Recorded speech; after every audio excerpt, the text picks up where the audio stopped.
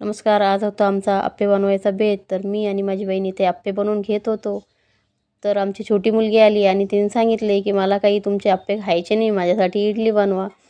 तर आता इडलीचं बॅटर बनवणं तर एवढ्या लवकर काही शक्य नव्हतं, पण आम्ही मग आप्प्याच्याच बॅटरमधून इडली बनवली. कसं असतं ना, छोट्या मुलांचं कोणाला काही आवडतं तर कोणाला काही. आता कोणाला खायचे होते आप्पे आणि कोणाला खायची होती इडली.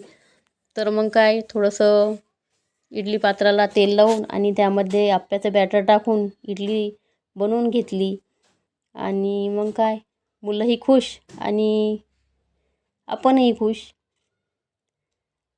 आणि इथे दुसऱ्या साईडने नाही बरं, तिसऱ्या साईडने चटणीची तयारी करून घेतली, कारण दोन्ही गॅस रिकामे नव्हते. आणि मग काय इथे मस्तपैकी अशी शेंगदाण्याची चटणी आणि इडली, आप्पे आणि सॉस असा आमचा आजचा बेत होता. तर आमचा व्हिडिओ कसा वाटला? व्हिडिओ बघितल्याबद्दल धन्यवाद.